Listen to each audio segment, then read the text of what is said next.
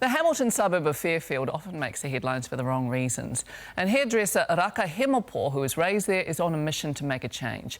He says the barriers poor communities like Fairfield face leave him pulling his hair out. Potaka Maipi with this report.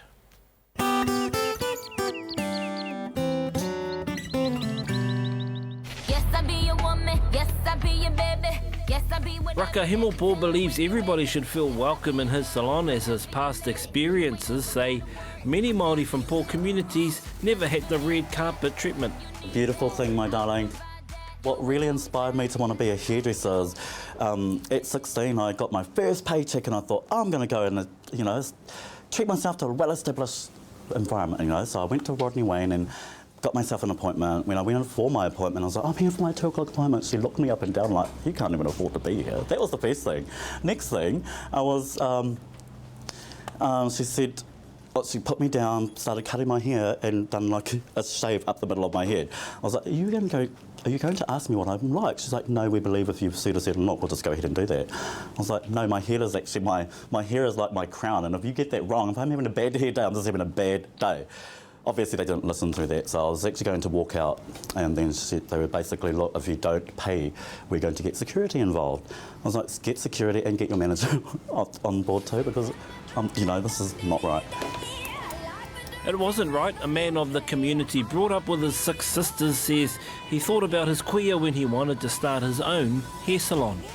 Well, I actually put myself in my mum and my nanny's position. If they were ever put in that position, they'd be whakamā to say anything, and they probably would just walk away with a horrible service, not even saying anything. I think if anything, as far as our industry is concerned, I would love to create a kaupapa or an environment where our kamātua and our queer can come and have a service with dignity and respect. Raka Hemopo and Aaron Rangitawa are hairdressers with respect, on a mission not only changing hair and making people look beautiful, but making changes to attitudes and communities.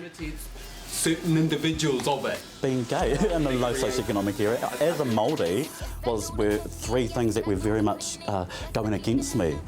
But as I've grown and the years have gone by, I realised that these 3 things that I once saw as weaknesses are now my strengths.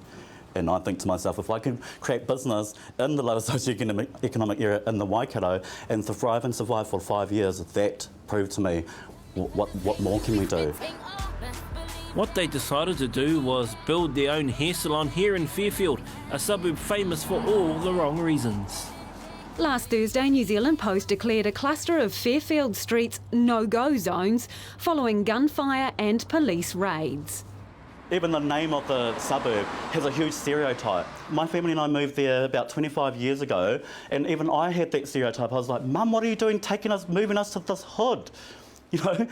And it's amazing because over the years that I've grown up in this place, it's the only place that I know that I could walk around 2 o'clock in the morning and be safe.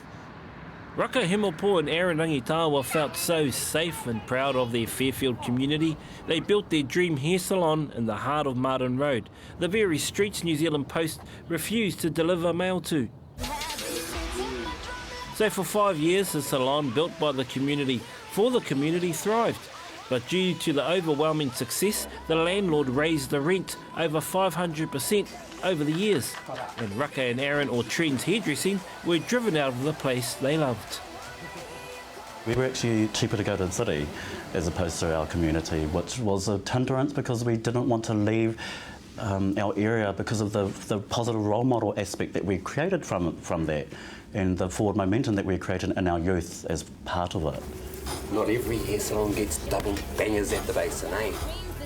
The financial strain and the stress of the battle with the landlord, Hemopo and Rangitawa have finally decided to move from Fairfield to Melville, another suburb in Hamilton. Were you disappointed you had to move? Absolutely, I think because I'm very community driven, and to not be in my community kind of contradicts itself, but I think to myself, in order for me to be better for our people, I've got to go out there and I've got to acquire as much more knowledge as I possibly can.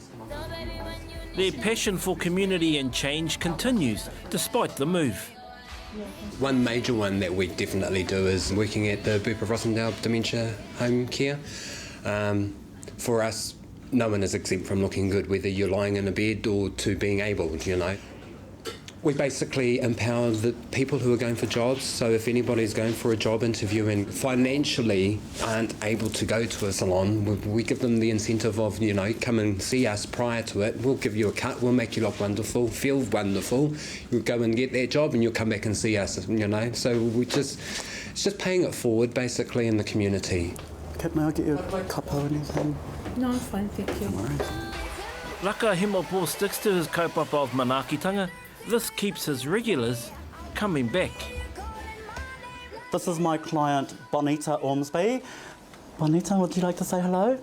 Bonita's been a client of mine for 5 years now and actually travels in from Raglan every time to get her hair done. Bonita Ormsby is deaf and needs a ride-in from Raglan. Hi. Hi. Another favourite travels from Auckland. He's my hairdresser, but he's also, would be like my philosopher. Oh, no We way. always have in-depth conversations and it's awesome. I always leave feeling inspired. I always always feel good about my hair, but it's never just about my hair, if that makes sense. So it is a holistic approach. Yeah, whanaungatanga to me, and the manaakitanga. Raka has a strong bond to his clients, whānau and community. He still lives in Fairfield and continues working heavily with rangatahi, but he is disappointed in the lack of support for his beloved Hamilton suburb. Basically, Hamilton City Council has stopped youth incentives going on over there. We obviously, we've seen that since those were stopped, our youth were wandering around aimlessly. And when in huge numbers, our youth can actually go down the wrong road or make decisions that usually will come back and create long-term repercussions. So we think to ourselves, well, look, we have resources and the time, which is something that a lot of our children are pining for, if anything. Just to be acknowledged is so free for us to all to give, but it's actually quite hard. You don't see it on a daily basis. I think if anything, we can lead by example and hopefully create the forward positive momentum as far as our rangatahi being taken seriously and looked at as the future, not just the young ones. Kia ora, Susie Hennes, Raka speaking, how can I help you? As the community champions farewell clients from their new salon called Susie Hennes, they will always aim to keep their old kaupapa, manaakitanga, to make everyone feel welcome. Ka pai.